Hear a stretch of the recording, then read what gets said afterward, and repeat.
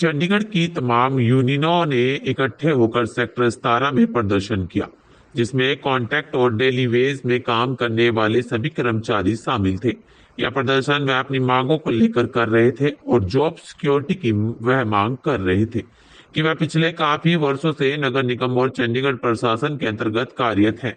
इसके बावजूद भी उन पर कोई पॉलिसी नहीं बनाई गई।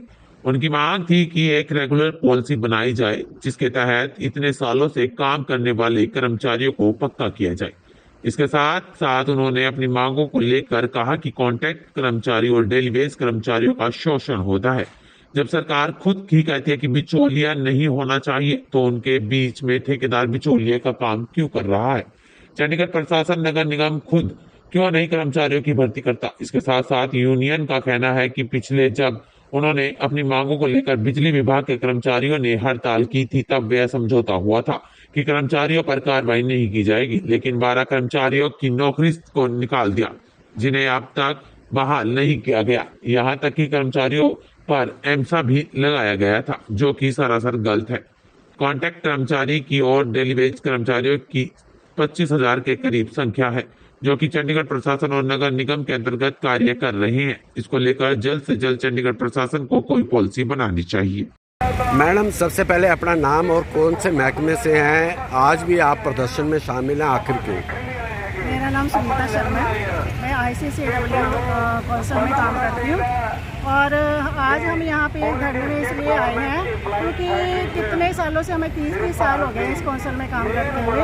आज हमें 5910 वाला स्केल दिया जा रहा है और लेकिन उस पर जो हमें दिया जाता है वो 59% है, 59% है DA। और उस DA के कारण आज हमारी जो सैलरी है DC रेट से भी कम हो रही है। और जो लोग अभी नई ज्वाइनिंग हुई है, लोग आज 24-25 हज़ार रुपये सैलरी ले रहे हैं, लेकिन हमें DA कम होने के कारण और जो हमारे 6 पे कमीशन आया नया, वो अभी तक हमें लागू नहीं हुआ।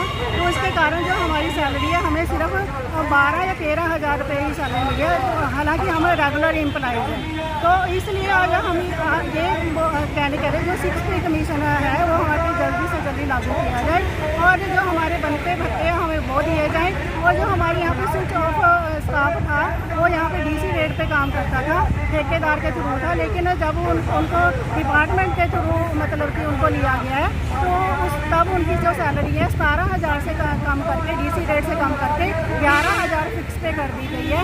जो हमारी हेल्पर्स बहनें काम करती हैं उनको सिर्फ 7,000 रुपये सैलरी दी जा रही है।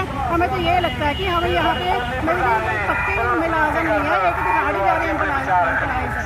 तो इसलिए हम यहाँ पे आज यही कहने आए जो हमारे DC रेट है 2016 से हमारा DC रेट रुका हुआ है और 2016-15 से हमारा जो है DA रुका हुआ है।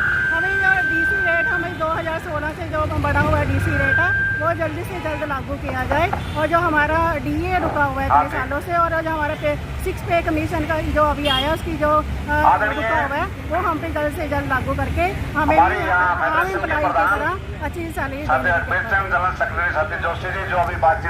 सर, पहला अपना नाम दस दो, दूसरा आज दे प्रदर्शन बारे दस दो। मैं Subhash Lamba, president all India state government employees federation.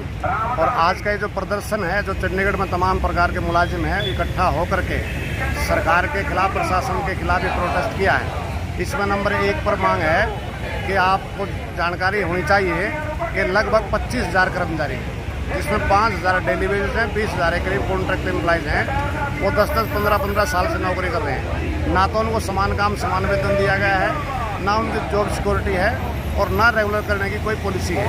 तो इसलिए मांग कर रहे हैं कि रेगुलर करने की पॉलिसी बनाओ और इनको पक्का करो।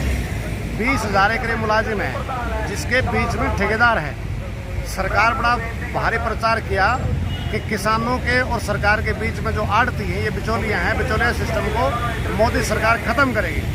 लेकिन यहाँ प्रशासन के और मुलाजिम के बीच में जो ठेकेदार है, क्या ये बिचौलिया नहीं है? इसको ख़त्म क्यों नहीं करते? इसको बीच में से हटाएं और डायरेक्ट उनके रोल पर लेकर क्या उनकी सेवा को पक्का करें, बराबर वेतन मान दें। दूसरा जहाँ तक सवाल है, दूसरा आप देखोगे अभी जानकारी मिल रही थी, लगभग सैकड़ों कर्मचारी ऐसे हैं जो रिटायर हो गए लेकिन उनको पेंशन नहीं मिल रही, जो हकदार हो पेंशन के।